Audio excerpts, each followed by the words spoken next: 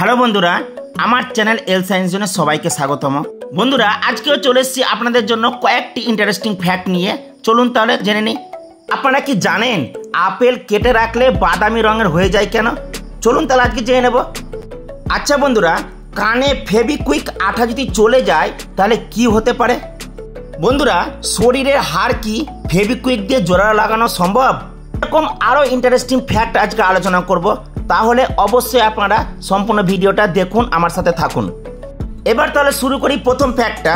বন্ধুরা, আপনি কখনো ভেবে দেখেছেন কি যে কানের মধ্যে ফেভিকুইক আঠা চলে গেলে কি হতে পারে? জেনে নিন।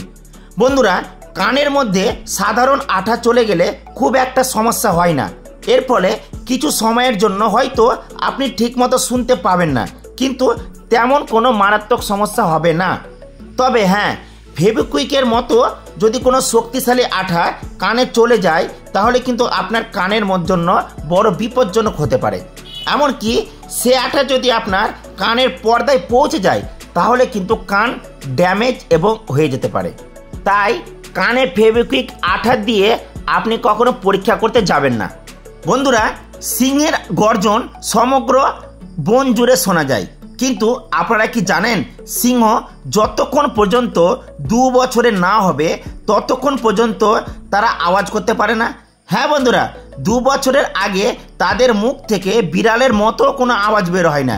2 বছরের পরই তাদের গর্জন করার ক্ষমতা শুরু হয় বা গর্জন করতে পারে।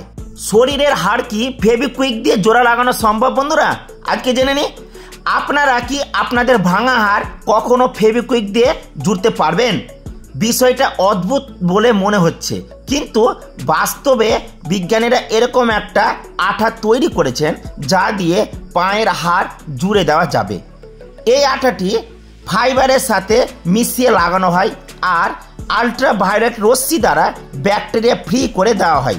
কিছু সময় পরে অটোমেটিক্যালি আঠাটি পরিষ্কার হয়ে যায়, ততক্ষণে আমাদের হাড় স্বাভাবিকভাবে জুড়ে যায়। তবে যদি ফেভিকুইক দিয়ে লাগানোর চেষ্টা করেন তবে হাড় জুড়ে গেলেও ইনফেকশনের সম্ভাবনা থেকেই যায়, যার ফলে আরও বেশি ক্ষতির সম্ভাবনা হতে পারে। বন্ধুরা, আপনারা কি জানেন যে একটি কলার সাহায্যে যে কোনো কাঁচা ফলকে পাকানো সম্ভব? হ্যাঁ বন্ধুরা, আপনারা যদি কোনো কাঁচা ফলের পাশে একটি পাকা কলা রেখে দেন তাহলে ওই কাঁচা ফলগুলো পেকে যাবে, কারণ কলার মধ্যে রেডিয়েশন থাকে। তাছাড়া পাকা কলা থেকে গ্রোথ হরমোন নির্গত হয়, আর যেটা আশেপাশের কাঁচা ফলকে পাকাতে সাহায্য করে। আশা করছি এই ফ্যাক্টটা আগে আপনারা জানতেন না, আজকে জেনে গেলেন এবং এরকম আপনারা দৈনন্দিন জীবনে কাজে লাগাতে পারবেন।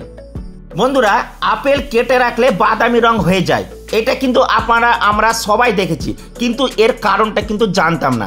আজকে আমরা জেনে নেব।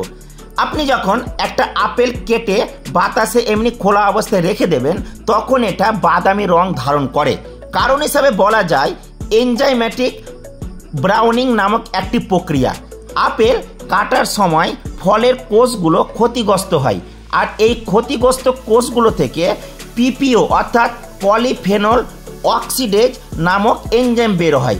যখন এই এনজাইমটি অর্থাৎ পিপিও এনজাইমটি অক্সিজেনের সংস্পর্শে আসে তখন এটি বর্ণহীন যৌগকে মেলানিন নামক একটি বাদামি রঞ্জক পদার্থে পরিণত করে দেয়, যার ফলে এরকম ঘটনা ঘটে। আপেল ছাড়াও আপনারা আলুর ক্ষেত্রে দেখতে পাবেন, যদি কেটে কিছুক্ষণ বাতাসে এমনি খোলা অবস্থায় রেখে দিই তাহলে কিন্তু কিছুক্ষণ পর বাদামি রং ধারণ করে নেই। আশা করছি আজকে কিন্তু আপনারা এর কারণটা জেনে গেলেন। বন্ধুরা, আমি এখনই বললাম যে আপেল কেটে রাখলে বাদামি রং হয়ে যায়, কারণটা বললাম, কিন্তু এর উপায়টা আপনারা জেনে নিন।